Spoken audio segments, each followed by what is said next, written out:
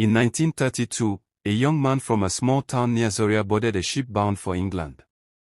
He carried almost nothing except an idea that, at the time, most people in his world considered impossible. To understand how impossible, you have to understand what northern Nigeria looked like in 1912, the year he was born. Colonial rule had barely settled in. Formal Western education existed in only a handful of places. A university degree from the north was rare. A medical degree, from anywhere in the world, simply did not exist. He was Fulani. And a Christian. That's like a contradiction in northern Nigeria today. And yet, nearly a century later, a teaching hospital in Kaduna that carries his name. A political movement he helped found govern an entire region and helped shape a nation. And almost no one under 40 has ever heard of him. This is the story of Dr. Russell Aliyu Barau Dikko. The man who proved that identity was never a limitation.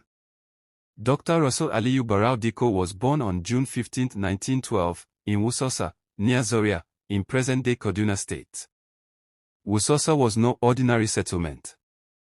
It was where Christianity was allowed to flourish inside the Muslim-dominated Zaria Emirate, a mission station founded by British missionaries led by Dr. Walter Miller, who built a school, a church, and a hospital there. Wusasa became a center of education and intellectual development in northern Nigeria, the place that shaped many future leaders, including a young General Yakubu Gowon. Russell was born into that world of faith and learning. His father, Malam Yohana Dikko, was a village chief in the area. Growing up in a missionary stronghold gave Russell an education few northern children of his generation ever had to. Early 20th century, very few northerners had access to higher education. Becoming a doctor was almost unimaginable. Yet Russell dared to dream beyond the limits of his time. He attended the CMS Elementary School in Wusasa, then King's College in Lagos, before traveling to the United Kingdom to study medicine at the University of Birmingham. Imagine the weight of that journey. A young man from Wusasa, carrying not just his own ambition, but the hopes of an entire region.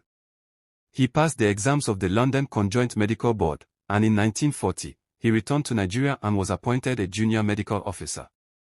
With that, he became the first indigenous medical doctor from northern Nigeria. It was a historic breakthrough. When Dr. Dikko returned to Nigeria, he did more than treat patients. He set out to help transform healthcare across the north. At the time, medical services were limited and largely controlled by colonial administrators. Dr. Dikko rose steadily through the ranks to becoming a senior medical officer by 1953, and eventually principal medical officer in the Endemic Diseases Division of the Northern Nigeria Ministry of Health. He understood that one doctor could save lives. But a strong healthcare system could change generations. Dr. Dikko soon realized that lasting change required more than medicine. It required policy. In 1948, he helped found Jamia Mutinin Ewa, a cultural and political movement that later transformed into the Northern People's Congress, the dominant political force in northern Nigeria during the First Republic. Think about the significance of that. A Fulani Christian doctor was among the architects of modern northern politics. He proved that leadership was defined by vision and service, not by stereotypes.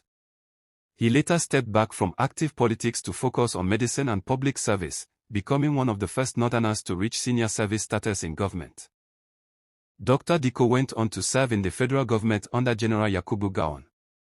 In June 1967, he was appointed Federal Commissioner for Health and a member of the Federal Executive Council.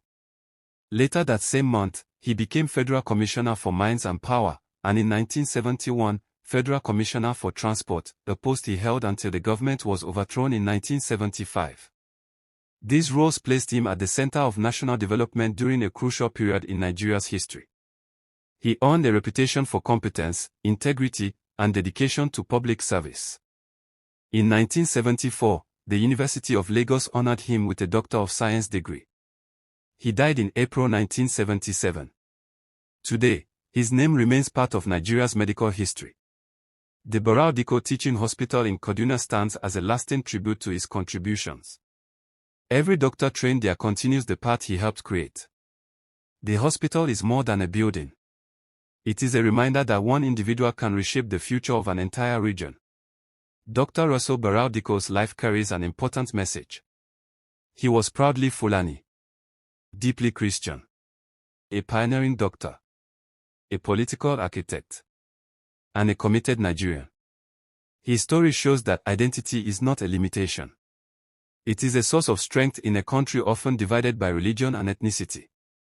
His legacy reminds us that excellence and service can unite us. If you found this story inspiring, subscribe for more untold stories from Nigerian and African history.